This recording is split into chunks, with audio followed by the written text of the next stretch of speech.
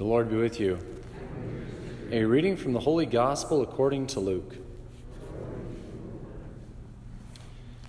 An argument arose among the disciples about which of them was the greatest. Jesus realized the intention of their hearts and took a child and placed it by his side and said to them, "Whoever receives this child in my name receives me, and whoever receives me receives the one who sent me. For the one who is least among all of you is the one who is the greatest."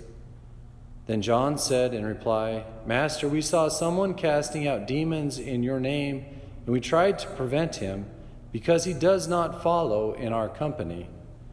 Jesus said to him, "Do not prevent him, for whoever is not against you is for you."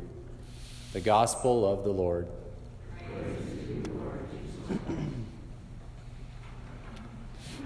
Today we celebrate the feast of St. Wenceslaus.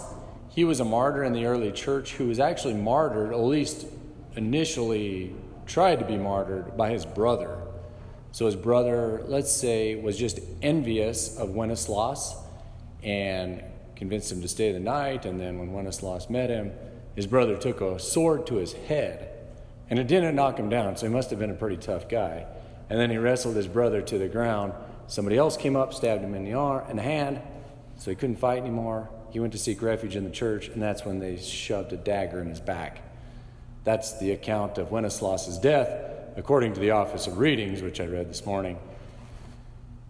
So I think he's a noble figure for us in the faith, but also it speaks to me of the role of envy, what envy can do in our lives, the way it can fester, and why it's so discouraged as a vice and a sin, one of the capital sins.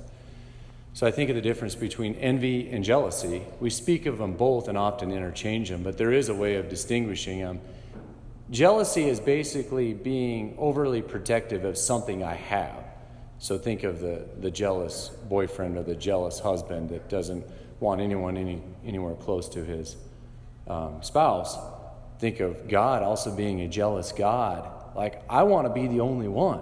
So there's kind of maybe a virtue in it a little bit. So that's how we can kind of distinguish jealousy, overly protective about something I have. Like, you can't have it, just like to the point of being a vice.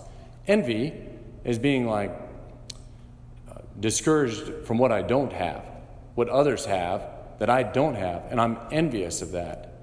That's more what we see going on in the life of Wenceslaus' brothers, as well as the disciples today. So the disciples, who's the greatest? I want to be the greatest.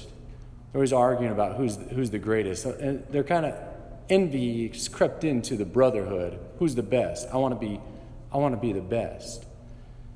So that's not good. Jesus says it's not good, and the church teaches that it's a vice. It can eat and erode at our own lives.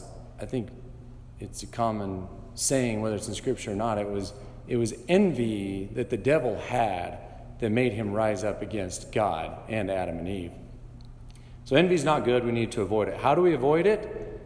A childlike disposition. That's what Jesus does in today's gospel. He takes a child and puts it in their midst and says, "Be like this guy." So why is a child the example for all of us to have when trying to avoid envy and or jealousy? It's because a child doesn't own anything. Everything a child has is a gift. What it has is a gift, and what it doesn't have, that's just the way it is. That's what Job had. Everything Job had was a gift, and he lost it. That's how it goes. What did he say at the end? "Naked I came forth from my mother's womb, and naked I shall go back again. The Lord gave, and the Lord has taken away. Blessed be the name of the Lord." See, a child recognizes that everything is a gift. Right? I don't know where it came from. I just got it.